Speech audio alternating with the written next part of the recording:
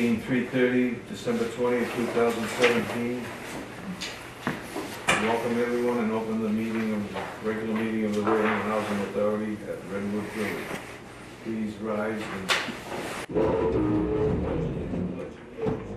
everyone turn off their devices.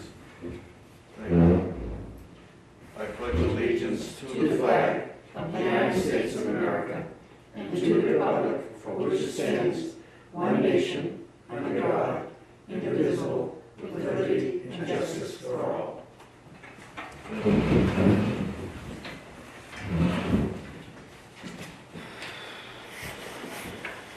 Roll call, recognizing that everyone is here. Jean Conklin is here, Bob White is here, Bill Locker is here, Eleanor Martin is here, Donna Blanc is here.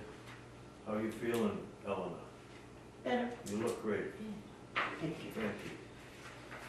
There's no residents here, but I'd like to begin by wishing our residents, our employees, and our fellow board members, and townspeople, and all those watching, Merry Christmas, Happy Holidays, and Happy New Year.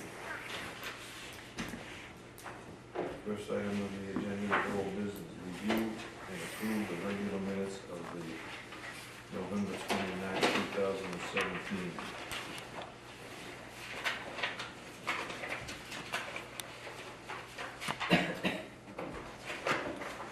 I move that we accept the meeting, the minutes of the meeting as they're written and committed. Second. Motion by Ms. Strong, seconded by Ms. Martin. Any discussion? Hearing none, all in favor? Aye. 40500.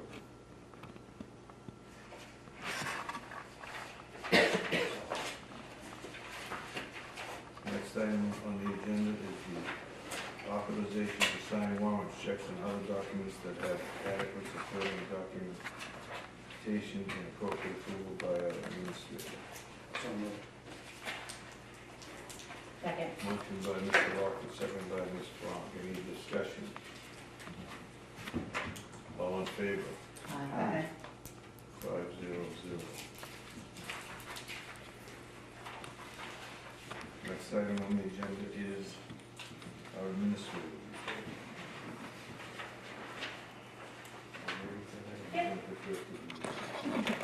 Let's defer to Siebel Solar. We have a guest with us to discuss solar energy, Mr. Sean Graybill. You prepared, you'd like to Yes, present yourself? thank you very much. You can pull a seat over to the middle here. Would you like me on the end here or in the middle?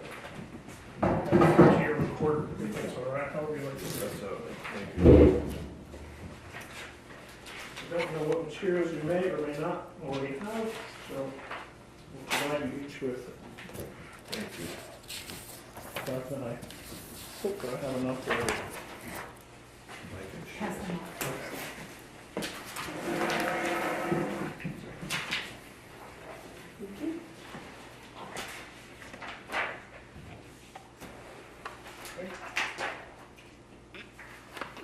them on. All right, thank you. Thank you. The one that you're interested in.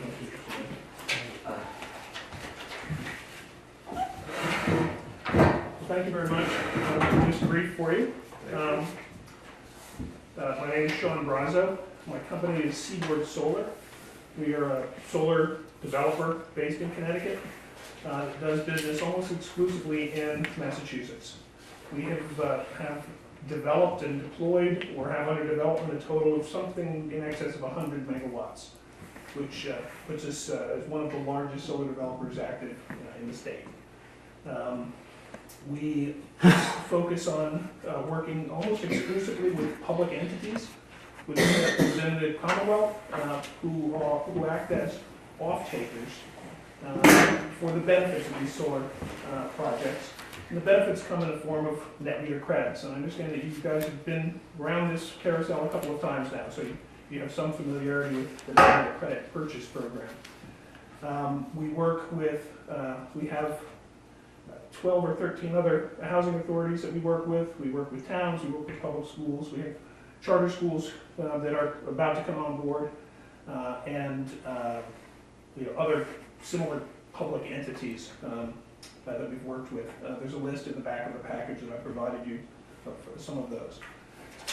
We have made a proposal to the Housing Authority here based on the electric utility bills that were provided to us by Jackie for the purchase of net meter credits by the Housing Authority. And there's a proposal in front of you, and I've been sent out a draft contract for review.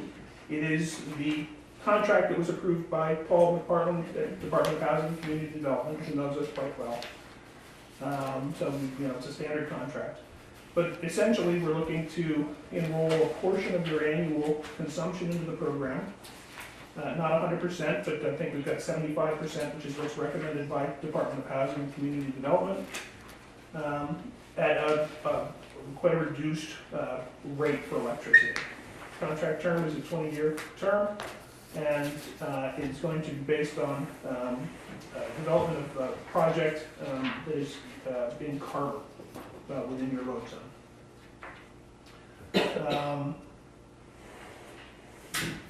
First of all, are there any questions? Some of you may come in with questions that I'd like to respond to, and otherwise I can provide some additional color to this. What's Paul McPartland's title, function, authority, and DHCD's authority? That's an excellent question. I'm not entirely sure I know what Paul McPartland's title is. I know that he has been the go-to person for this program within Department of Housing and Community Development. He issued some guidance, I think in January of 2015, on this program that provided guidance for housing authorities to looking at this. Their Department of Housing and Community Development has really two interests in this. One, making sure that you guys enter into contracts that you're not going to get stung by. So he's taken an active role in reviewing these. Additionally, Department of Housing and Community Development claws back some of the savings that you get if you're a subsidized housing authority. So to the extent that you can get out of that situation, then you get to keep the savings, but their interest is therefore twofold. They'd like to see people in it because they can claw back some of those savings to compensate for any of the subsidization that they provided to housing authorities.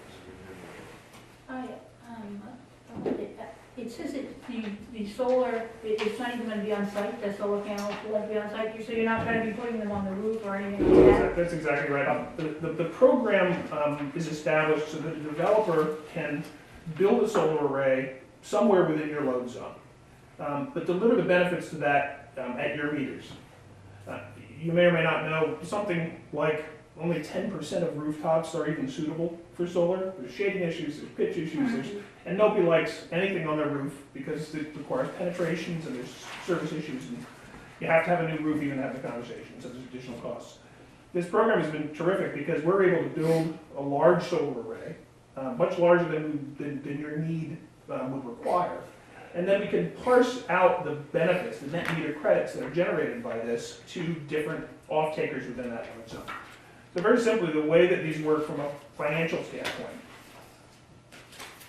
when we inject power into the grid from one of these solar arrays, the utility gives us a credit account.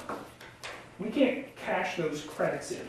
If they send us a check, we wouldn't be having this conversation. We'd go home happy with our check. But what they do allow us to do is to take those credits and to address them to specific meters that meet certain criteria.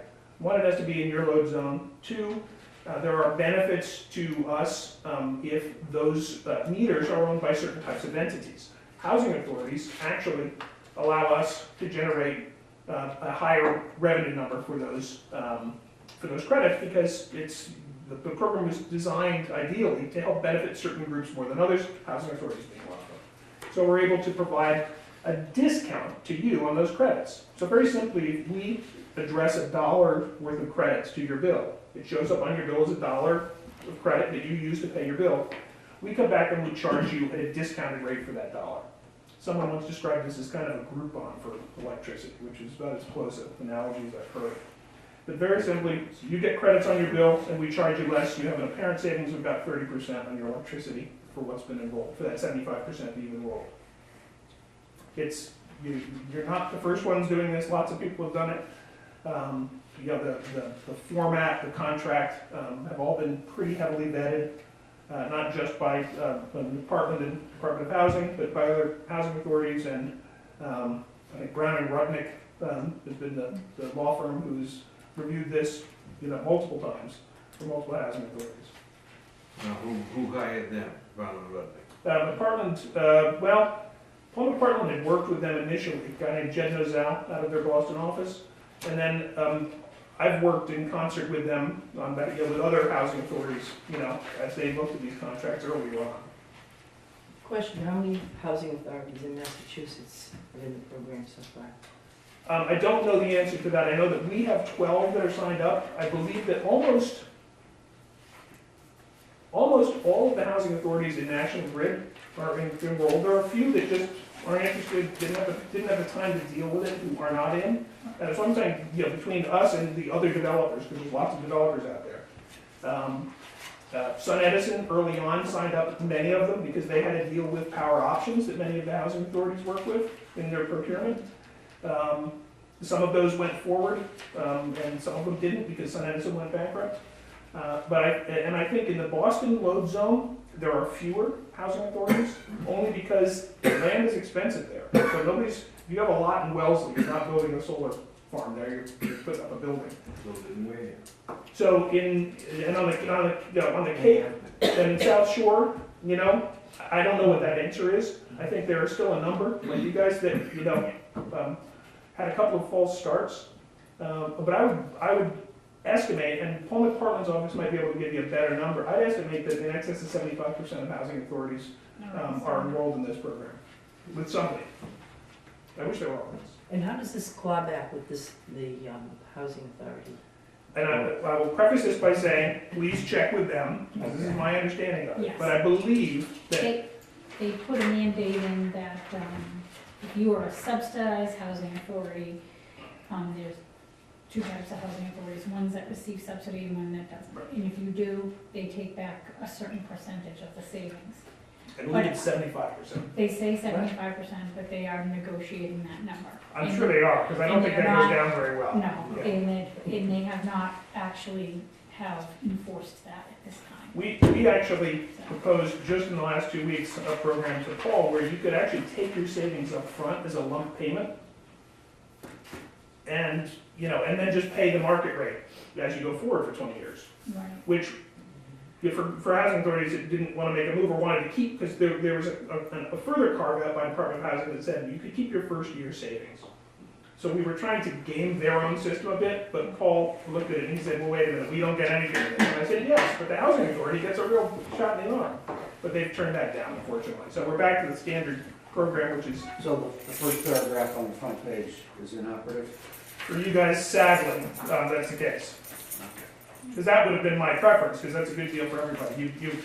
Even in the 75% clawback, you basically get all your money in year one, and it leaves Department of Housing and Community Development out in the cold. Yeah, right, if you go butt belly up in year 3, Well, you got the dough. I mean, although I object to the premise of that, yes, technically, you're right, yeah, I wasn't proposing that you do so, or even insinuating that you might. right.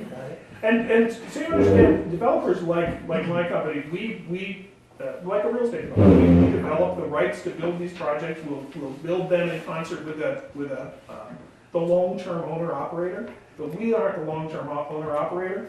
There are companies, these are very solid financial firms who buy these and own them and operate them long-term. And so that ultimately would be the entity that would be billing you over time. But these are very reliable investments for those financial holding companies because they generate a very consistent, although be it low, but consistent return for them over 20 years.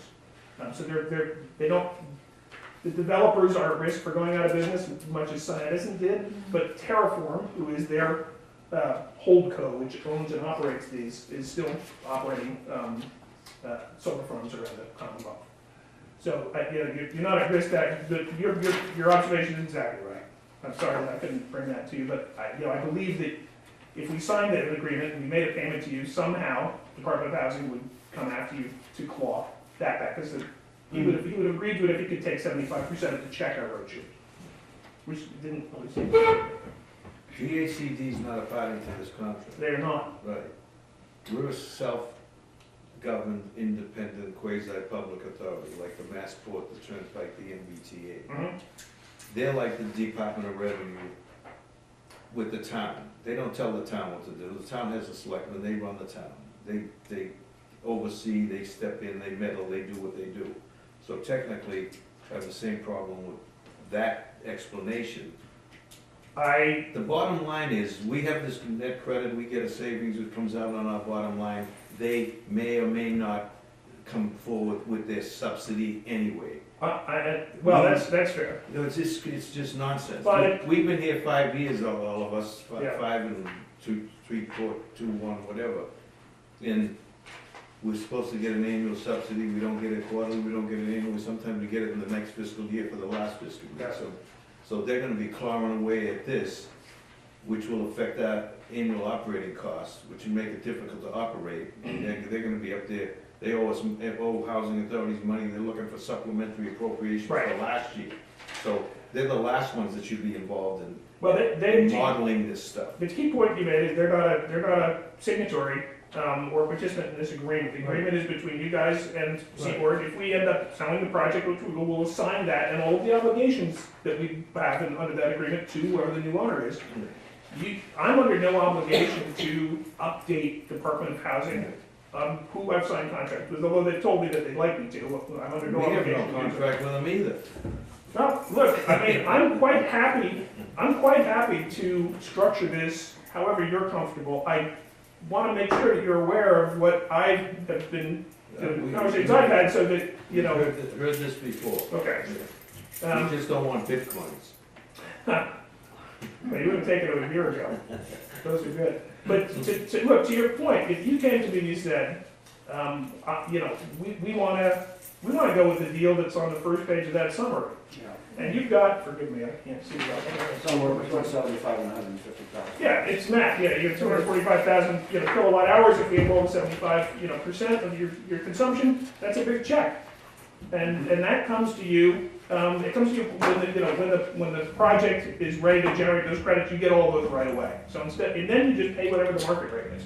So, is this coming in the form of a check, does it come at Come the in. beginning of this? Would you like it used 20s in a paper bag? I'm just wondering, is it would come in a electronic transfer Or coming in? however you want. At the end of the year, we're talking about time. Are you talking about the savings under this particular structure? Yeah, this. Oh, no, the credits are put on your bill every month. Monthly. Oh, yeah, it shows up on your utility bill. So your Eversource bill's gonna show a number in parentheses, and you use that to offset whatever the bill is. And then we do it. Does that offset delivery and distribution and other charges that they add, which double the cost of your electric bill? Well, good question, because your utility bill is made up of two basic components. One is the generation piece, Yep. which you could go out and negotiate with Constellation Energy or whatever, and Right. people do that every few years. There's that piece. And then there's the utility piece on top of that, which adds up to something in excess of 18 cents a kilowatt hour, depends on which loads on your end and so on and so forth. The net meter credit that is assigned when we generate power at this generating station is based on the total value there. So it's, call it 18 cents a kilowatt hour times how many kilowatt hours we push into the grid. Okay. Whatever number of kilowatt hours, or, we've agreed that you're gonna enroll in this, that equates to a percentage of the generation of that facility. So if I've got a facility that generates 1 million kilowatt hours a year, and you're signing up 250,000, whatever that percentage is what every month that percentage of generation gets put on your bill in terms of the credit that's valued at that 18 cents, and that's set by the utility. That's what offsets it. Then we would come to you under this structure and then bill you 12 cents a kilowatt hour for those same credits. So you get a 6 cent per kilowatt hour savings, on that bill. Now, the production, obviously, like we generate more kilowatt hours in a day in the summertime than we do in January, just because that's the way solar works. But we size it so that, you get that total number throughout the year, because we know exactly what the system's gonna produce. And we never go over that. So you never end up getting more credits than you can use, because we're gonna bill you for those credits. So, again, so the structure that I've anticipated here, and that the contract was written, to service would be a 12 cent kilowatt hour up to the amount that's listed here in terms of your enroll. If you wanted to look at a different structure for that, I leave that to you guys to have that conversation. I'm more than happy to put that contract together. And then I cut you a check when the system goes live. And then, you know, you're gonna basically pay the market rate. So you're gonna, you know, you'll get credits on your bill, but we'll bill you at full value for those credits, whatever those credits are.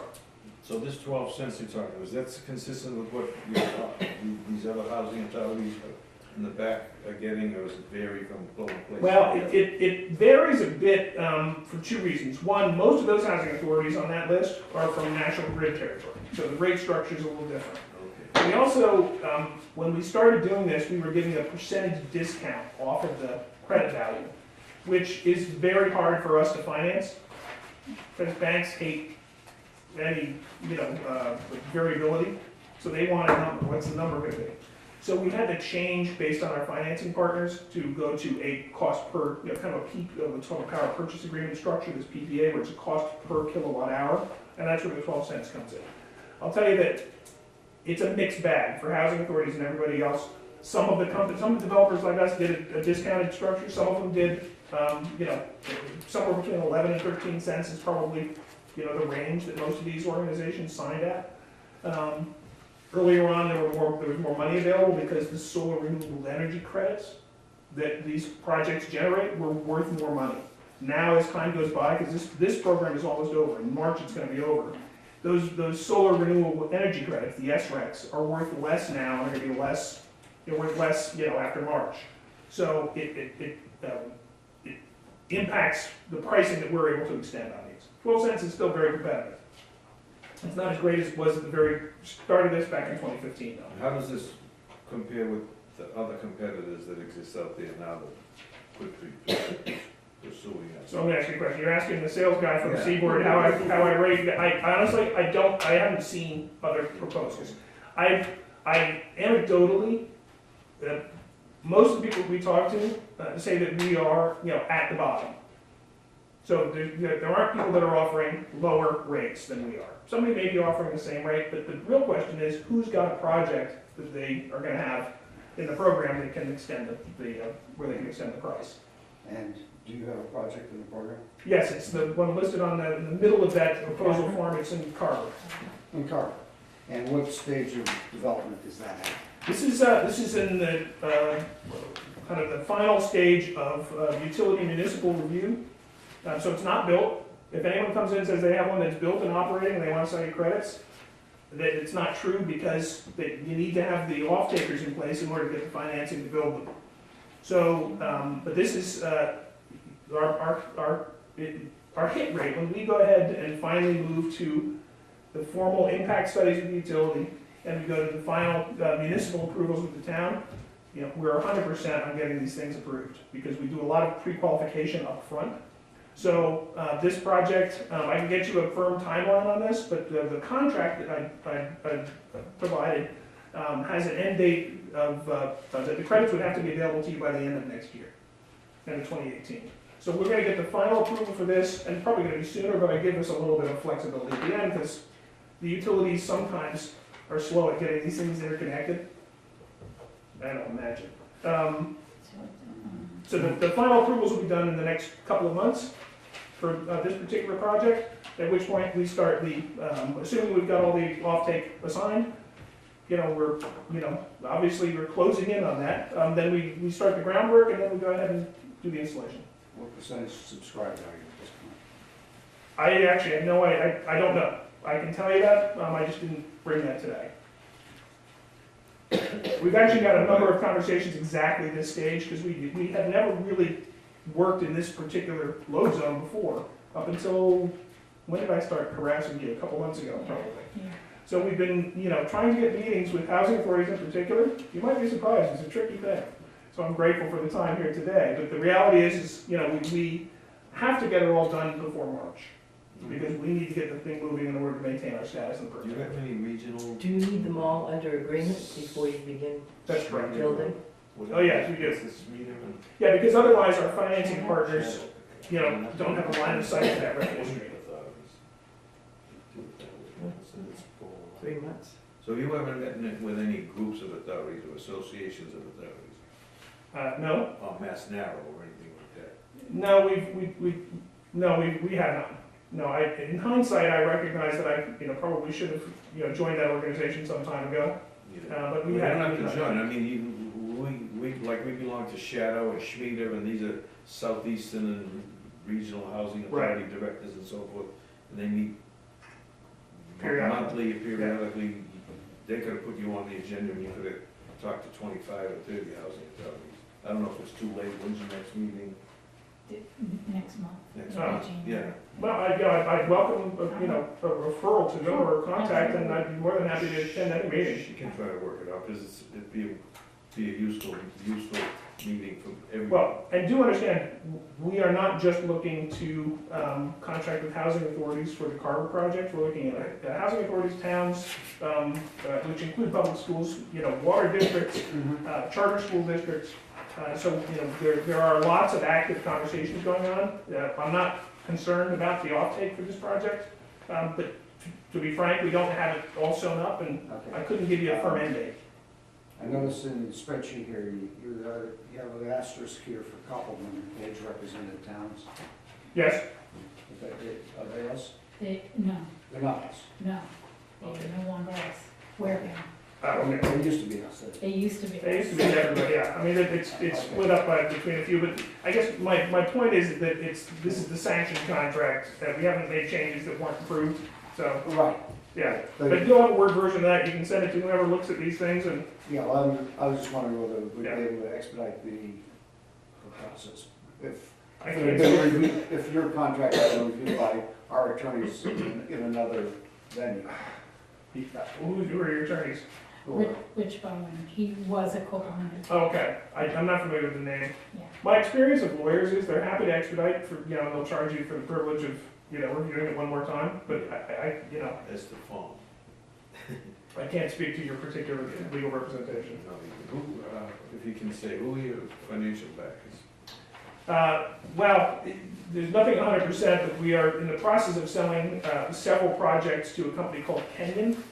I can provide you with a flyer on Kenyon, so you can take a look at their information. They're a Florida-based company. They're one of the largest owner-operators of solar farms in the Northeast.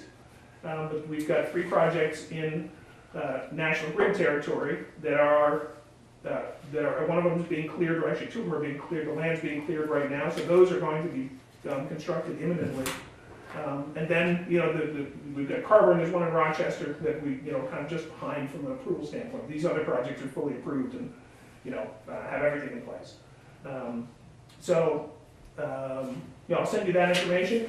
I'm hoping they're gonna be the ones that buy it, but, we're developers, so if somebody else comes along and, Okay. has a better offer for us, then, we'll work with them. But we'll need to have somebody, finalized in order to get the construction started. So, this is a front and center discussion for us.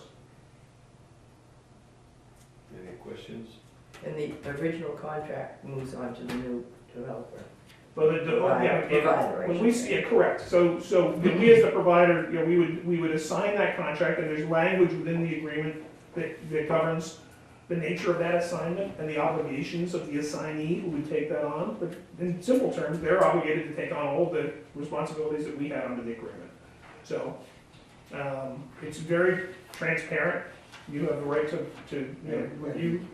Is that in perpetuity or in 20 years in this responsibility? So you sell it to Kenyon, Kenyon sells it to, But I think that, they have an obligation to it might be maintain all section the same conditions. yeah, I think it might be section 13, but yes, that language, that assignability language would then be, it would have to be observed by anybody. If it was ultimately sold every year, yes. It should be transparent to you guys, other than the logo at the top of the bill, I would imagine. I don't think that's what these guys are gonna do, but yeah, that's a good question. Yeah. They have the same obligations. Any other questions, anything you would like further from? I wish there was some larger towns or cities that were incorporated here.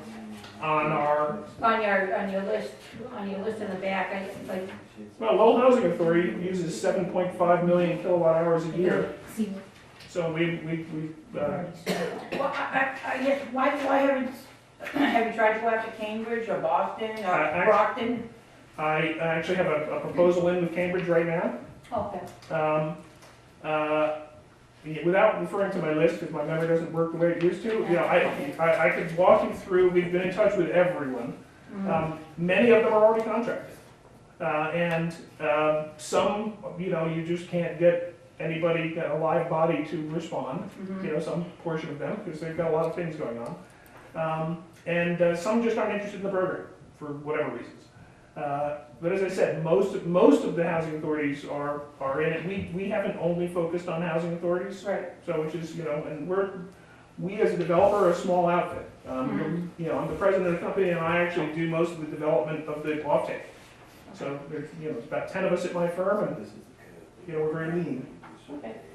So, do you purchase the land, say in Cotton, before you? Great question. We do one of two things. Our preference is to purchase the land. We then retain ownership of the land. We sell the project, and whoever buys the project from us leases the land from us for the period of the project. We may choose to then sell the land to someone else, because there's other companies that will buy that land and the lease revenue over 20 or 25 years from us. But that's somewhat opportunistic, I guess. And in other cases, we'll lease the land. And I think in response to Donna's question, if I heard you correctly, you're not close to the larger cities because you need land that's within a certain proximity. Well, no, Is actually. that correct, or did I misunderstand that? You're close. We're not close to the cities because imagine what the cost of a piece of land close to a metro area is. I It's guess very that's what high. I was asking. That's- So ideally, we want to have land out in the middle of nowhere in a part of the state where nobody is, as long as it's next to three-phase wiring. You know, we can then address that net meter credit to anyone within that same utility and utility Oh, load same zone. utility, okay. So it's got to be National Grid and National Grid West Central Mass, for instance. So most of our work has been, you know, kind of west of the 495, you know, loop, because that's west, or maybe 128, 495, somewhere in there is the split between National Grid West Central Mass and, you know, Northeast Massachusetts, and then there's Southeast Massachusetts for National Grid. Then you've got Eversource, it used to be NSTAR, right around Boston, and you've got Eversource down here and out to the Cape. So most of our work had been done in National Grid West Central Mass. We've only more recently started here, which is why we don't have more local companies on that particular list. And there are fewer companies that are trying to develop in these areas. Have you attempted to build in Wareham?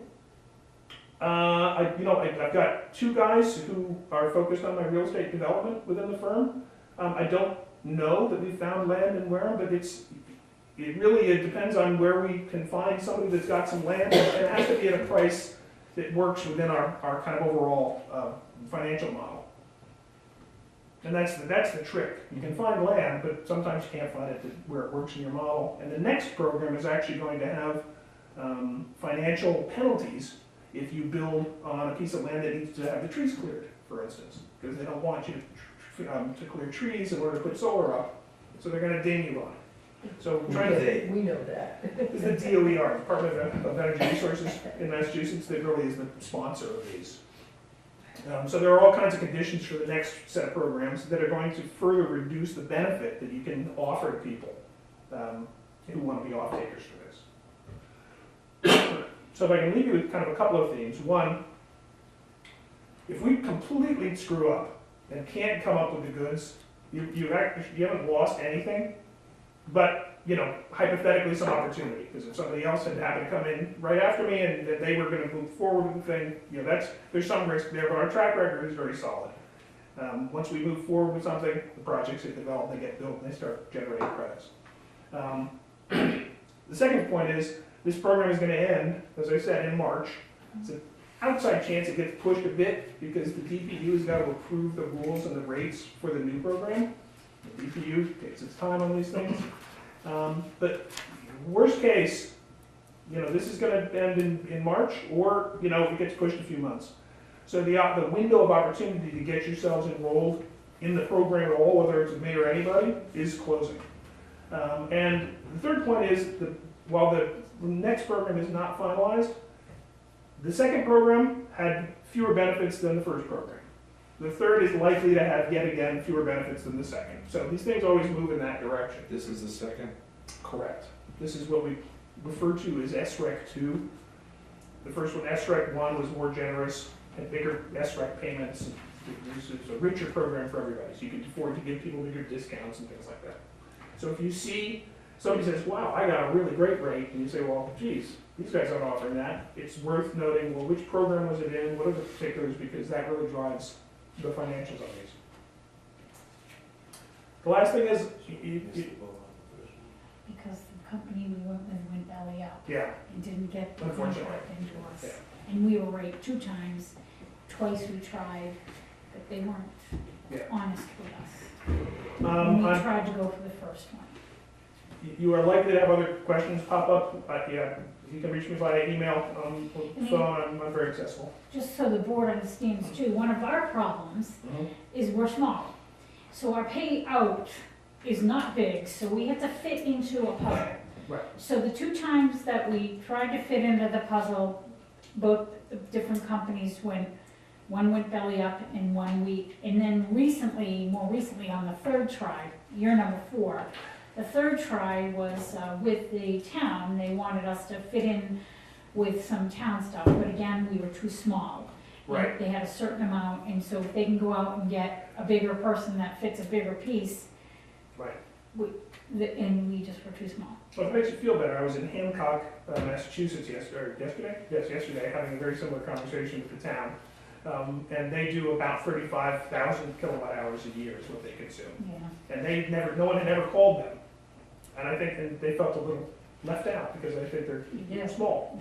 So, Yeah. yours is, you are right about kind of in the middle with most of the HAs. I mean, barring the big ones. I mean, some of the big city HAs have got obviously a lot of property. It's all electric heat, so they use a ton of electricity.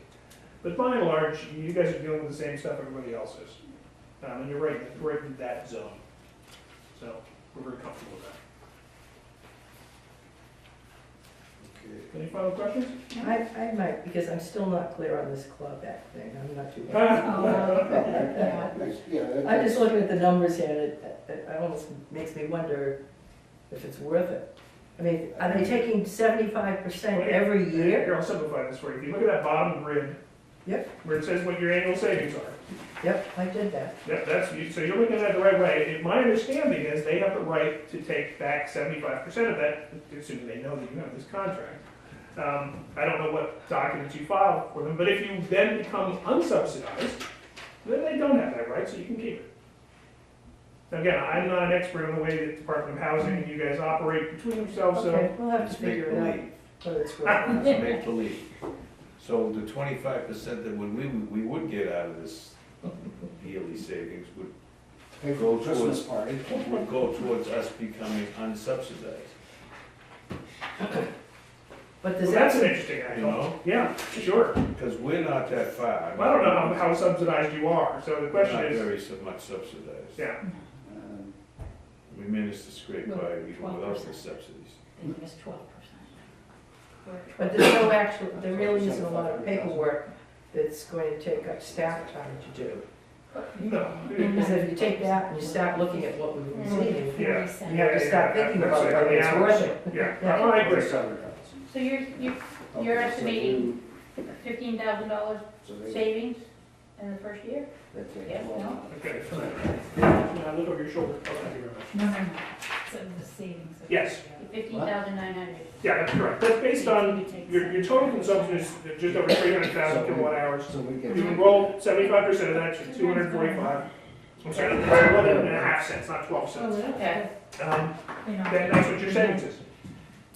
No risk. Yeah, based on an 18-cent utility rate, Mhm. it goes up, and this goes up 2% per year. Yeah. That, it is a pretty even, I mean, it goes up over 20,000 in year 20 based on this model, but yeah, it's $16,000. That you'd have an extra cash. That's nothing to sneeze at.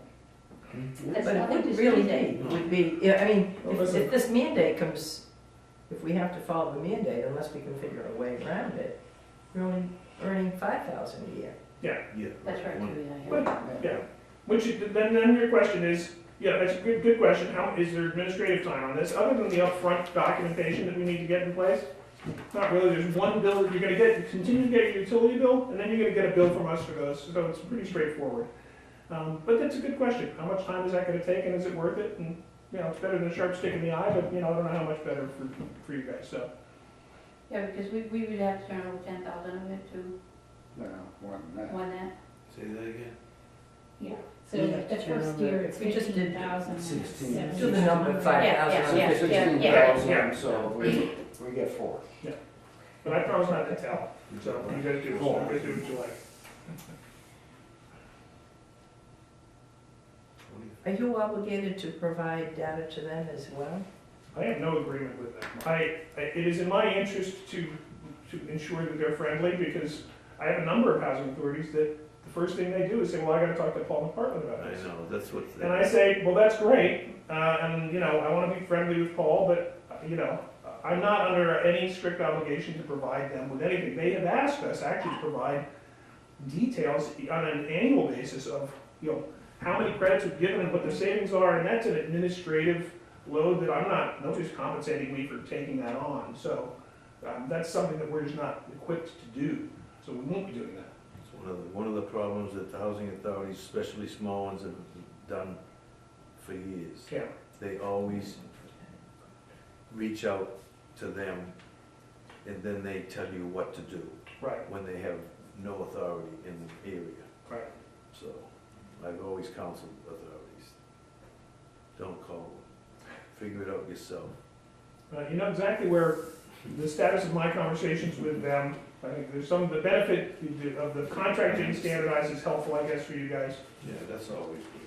But, you know, beyond that, 75%, you know what and it may be up to 75%. It would have to vary depending on how much they subsidize you, I would think. But, That's This is where Narrow should be doing a survey. They It does seem a bit meddle into excessive. all kinds of things like Unreal. maintenance salaries, Yeah. executive director's salary, nickel and dime stuff, but they should be doing a survey of all the housing authorities saying what arrangements do they have and what's DHCD's involvement and everything else. Do you think DHCD telling the Boston, Somerville, Springfield, Cambridge, Brookline, Worcester, anything? No. No. They just come down and pick on the little mamas and pop shops. Yeah. Yeah. Believe me.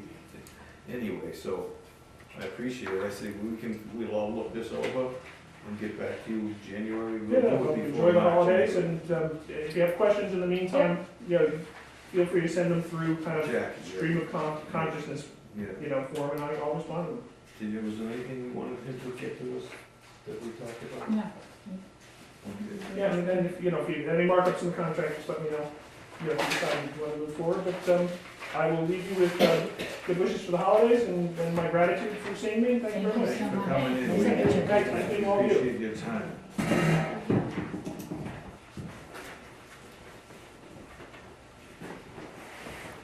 That's it. Bye. Thank you very much. Thank you. Happy holidays. This is, this is your email, so I emailed everyone because it was such a big paper. I didn't bring one for everybody. right? You take I one can out certainly- of I printed it out, I didn't read it. That looks like that's I right. didn't- That's okay. okay. What do you, oh, we got, oh, your report? No, no, the, his contract. The Oh, it's contract, the contract that was sent with his email, I sent it to everybody and I did not print it off.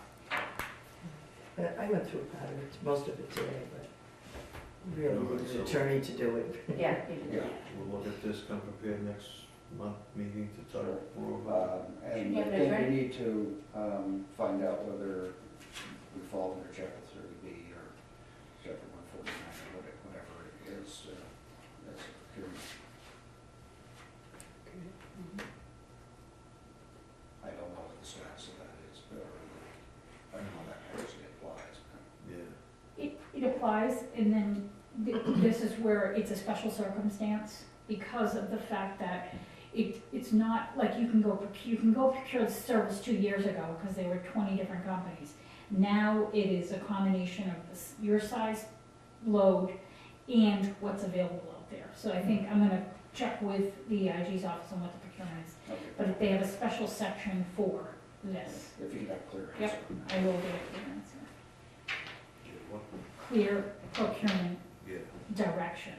okay. What if we didn't pick up on that clawback?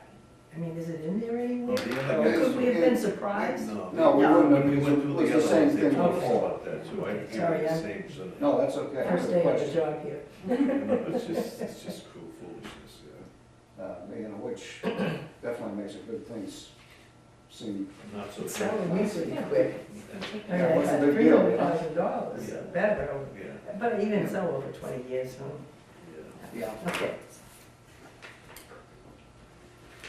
Very good, all right. Back to the administrator's report. Okay. December 2017, we had 2 vacancies carried forward. We have 1 unit rented in Agawam and 1 unit coming available in Agawam. And,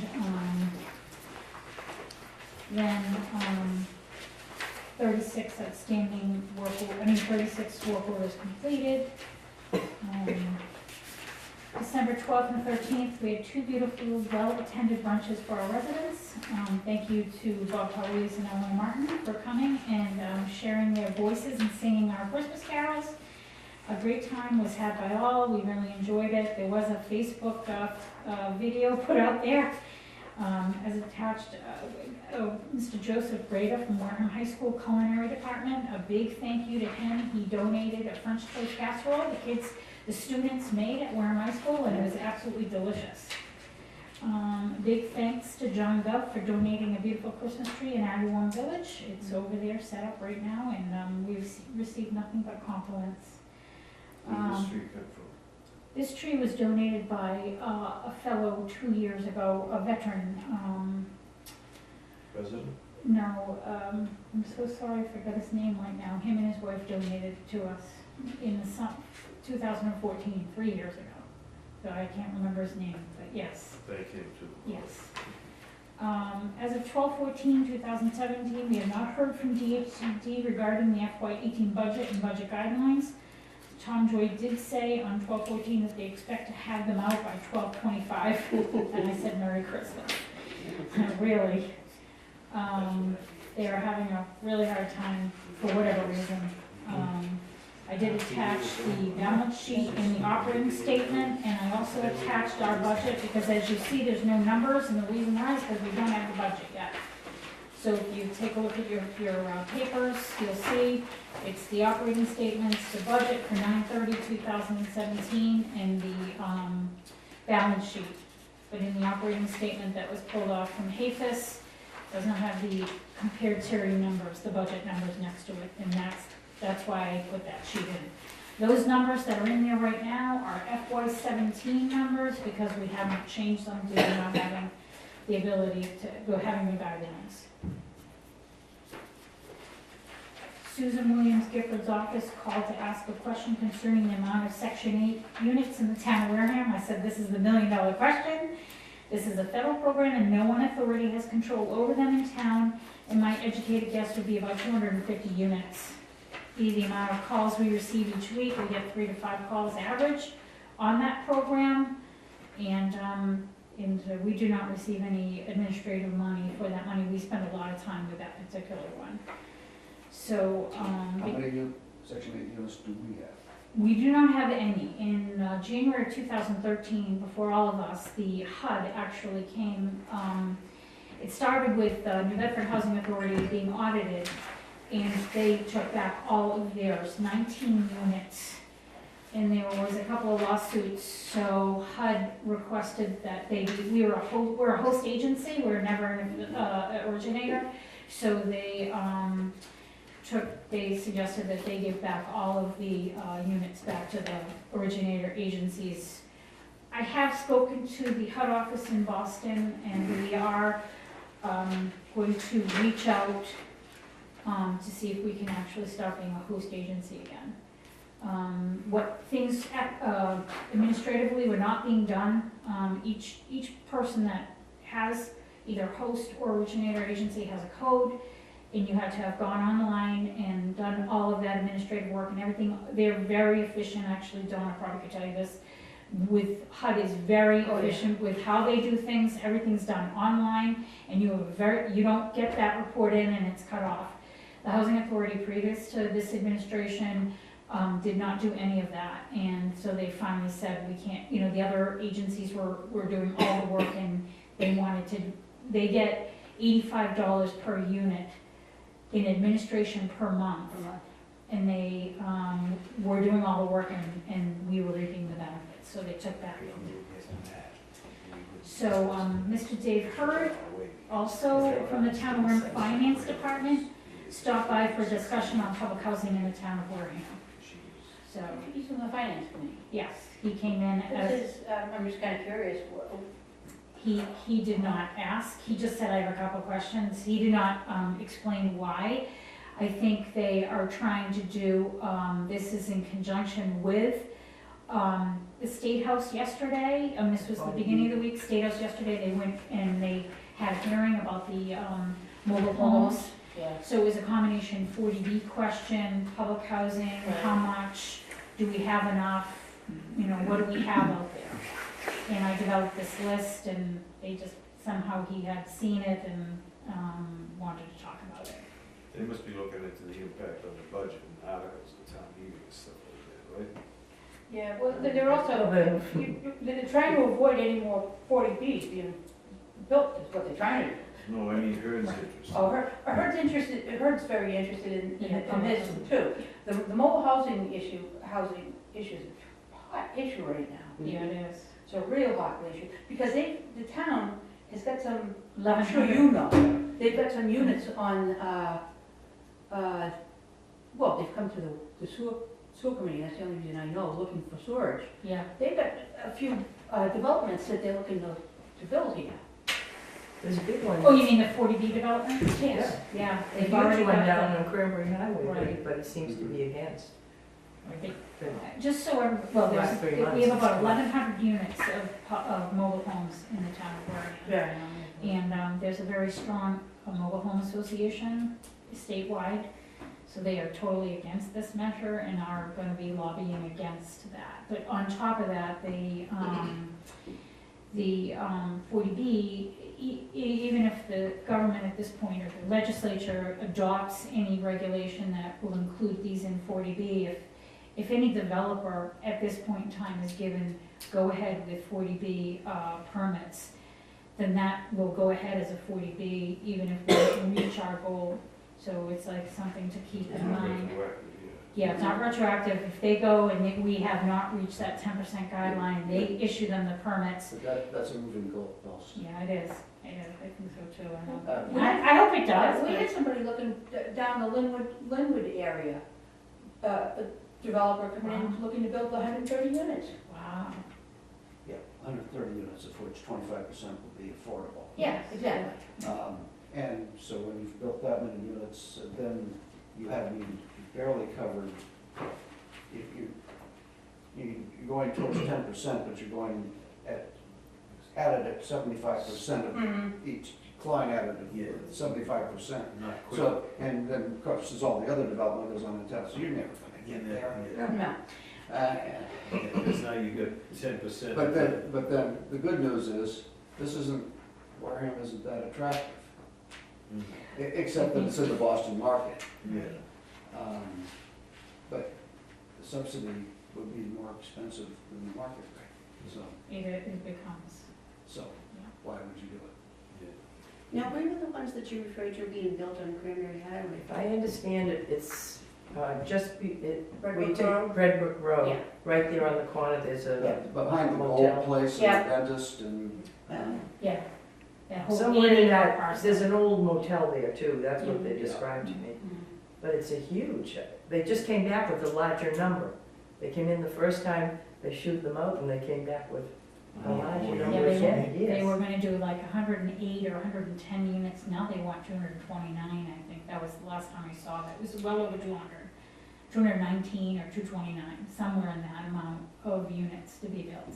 They have 8 acres apart, they have 8 acres of land, and they wanted to, my understanding is they wanted to put something in front, and then the development, housing in back. they want to do that with 8 acres? Yeah. But plus, 8 units per acre is pretty good density for that stuff. we don't have enough gallons of sewage Sewage. to give out. Yeah. We don't have enough gallons for that place. give it that, that'd be a good deal. You mean You take it in, right? Yeah, we You can't, mean capacity. our capacity, you know, we're up there. Yeah, that's true of most. What happens with one is their own bills? Here, Well, one it's is, not gonna, yeah, the areas that we do, it's gonna be a while. It isn't, yeah, it's gonna be a few years. it's gonna be quite a while.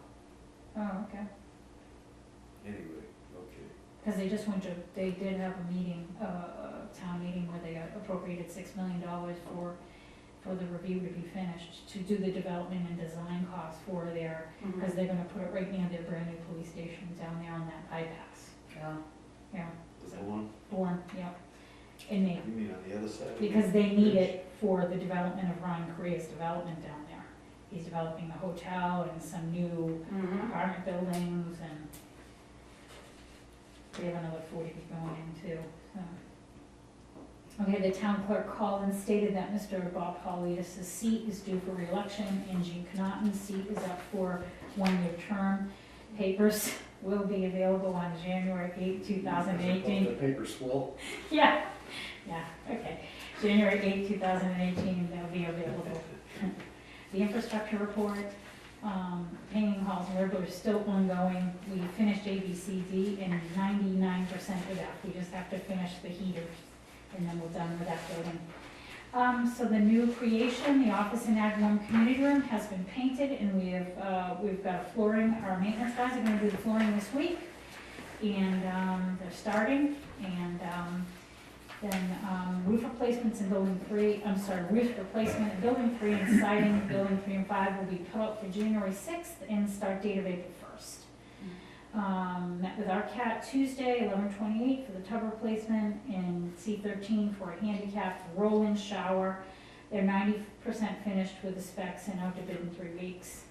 The fire inspection review, we just received the reports this week, and we have some items that need to be taken care of, and waiting to hear back from Advanced Alarm on a price quote. Hopefully, one of the items that they did say is our panel is obsolete, but is still in good working order. So I am gonna reach out to the fire department, because the last time we did speak, because they had to come to reset, Advanced Alarm had to come to reset while the fire department was there during a power surge this summer. So now that the inspection and I've received the report, I want to see, because they did tell me that there may be some grant opportunities if we could get a grant to get our panel replaced. It would be great, and then upgraded, and that's it. And thank you, our board. Merry Christmas, Happy Hanukkah, Blessed Kwanzaa, and a Happy and Blessed New Year. Likewise to you. Likewise, yeah. Motion to accept the administrator's report. Wait, Okay. what about the accounts receivable? You have the accounts accounts receivable as part of that line. Yep. Yeah. Is it, third and fourth item from the bottom, is a dollar sign with a big long space over to the right side, so That's a mistake. what is that? That's a mistake. I don't know. Because his amount is only $100. Well, this unit only was $100. And I think when I did the Excel thing, They must have pulled it out. I looked at it earlier today. How are you making out with our super delinquent guy? I decided that I would meet with them. I'm calling and have an appointment first week of January, because I wanted to do it after the holidays and see if they would, one last time, come to the table with a better number before we go and go before and get a court-ordered repayment agreement with a higher number. And I'm gonna tell them that, hopefully that they will hear me, and we'll go forward with that. So the increase is mostly due to that third from the bottom. But as it, No. as it stands now, he's only paying $6 a month, right? This increase from here to there is mostly due to that. See, that went from this to this. Looks like. No, it's just a combination, because it's what they It's paid. not- I'm sorry, Donna. He's gonna outlive his payment. So that's my point, $6. And then he did pay $26 this month, so I need a consistent payment and not 26 or 6. We want either 75, 100, 150, and they will determine that. Yeah. So okay. they Who will, probably, the court? the court will Okay. determine. So have you gotten the court papers yet? Have you got I have not done the court papers yet, because I am gonna reach out to them one more time to tell them that we're gonna go forward, because I think we'd be better if we do. I would hope that you get this done quickly, because this has been lagging on for a long time, and I I think agree, he's, it bothers me, Yeah, I know what you mean. really bothers me. He won't outlive it. He'll be gone before he. Yeah, he takes exactly. that off, yeah. and everything else, they, see, it's Get a the chance to see monthly Jesus owed, before him the paying monthly that off. rent paid what they paid, He'll win on and that then the one, amount, remaining amount owed. Okay. So this is gone. that's what, the fifth one down there? It used to be recorded every Thursday. Right, because we have ups and downs. Yeah, this, I love that's it. a fact. Right, you can see this right here. Right. Boston Housing Well, Board, no, KP's report. This is. No, this one's over, this is all yours now. This one. He sent, I sent a shot, he paid. My That's point already is- paid, that's already paid. But on paper, my point is, from here to here, it's enough, and that's one of the reasons, right there. Correct. That's what I said. Well, okay. Okay. So there's a motion out there to accept the administrative report, and I'll second it. Motion made and seconded. Mr. Walker, Ms. Gronk. Any discussion? All in favor? Aye. 500. Okay. So next on the, did you do infrastructure? Yep, Yep. yep. Okay. You're not paying attention, Bob? We had Mr. Seaboard, no, I am, but I'm Okay. looking for check my check marks, okay. You think Mr. Carter will get that? Okay, financial statements here. Yeah. Okay, the first is a two-page, which is Operating statement? the Yeah. operating statement for the quarter.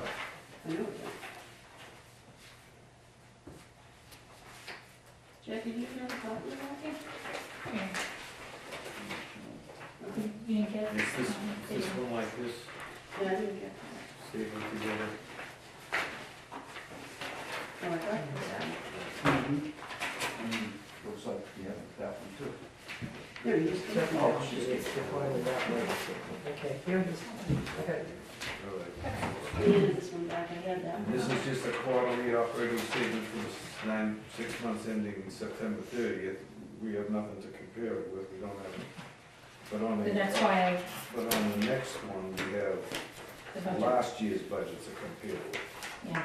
so we can see how we're doing relative to last year. We have some small negative, but since the budget will probably go up from last year to this year when we come up with the guidelines, it seems like we'll be in fairly decent shape. I would ask if you could,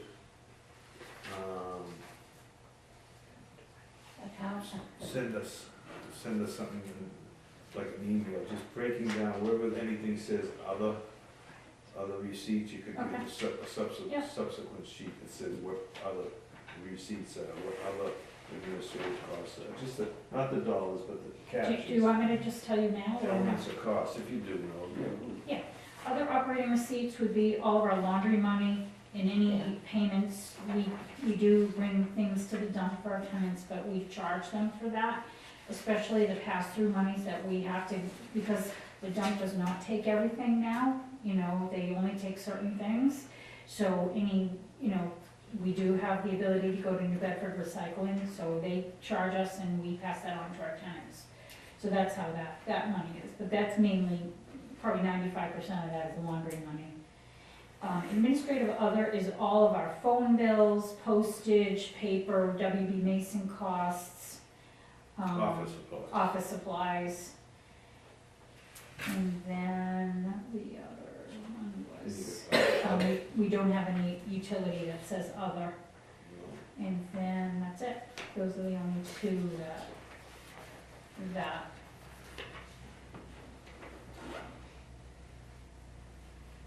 Now, I have a question about the two vacant units, how long have they been vacant?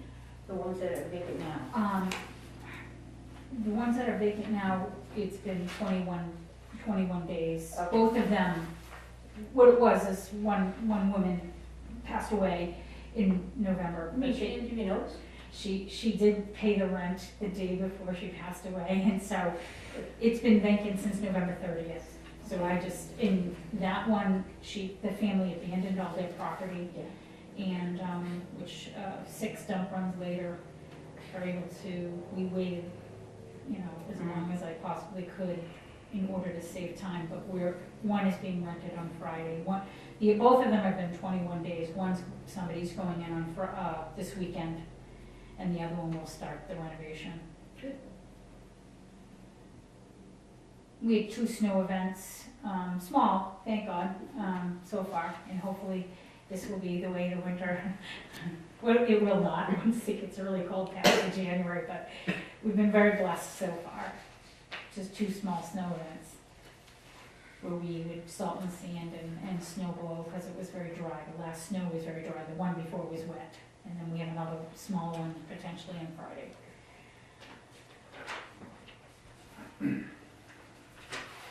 In both of the unit that, in Ag Warm, we are moving a woman who's in a unit that needs to really have her floor done.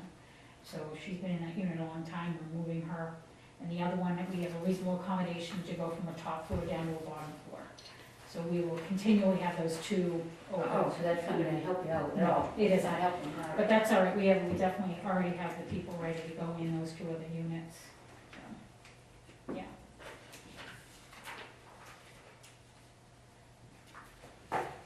Okay, very good.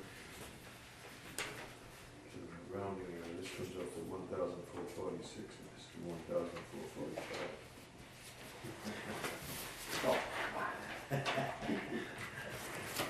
Okay, any question now on the balance sheet?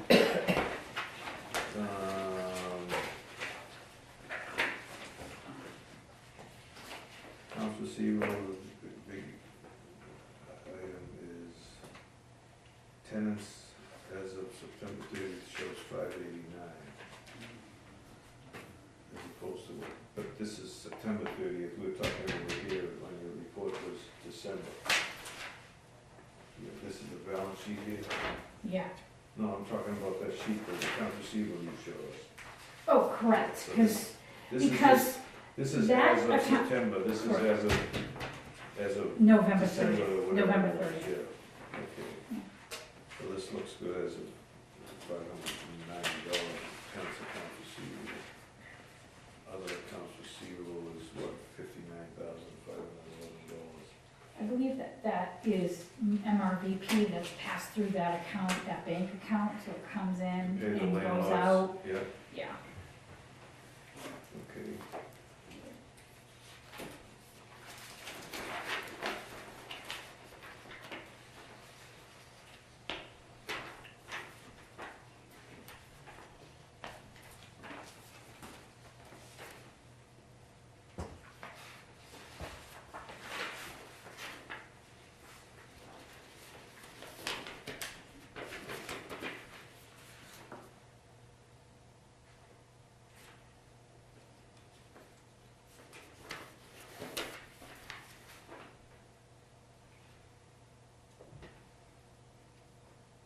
You see on the balance sheet on the line item 1125, accounts receivable subsidy. There's nothing there.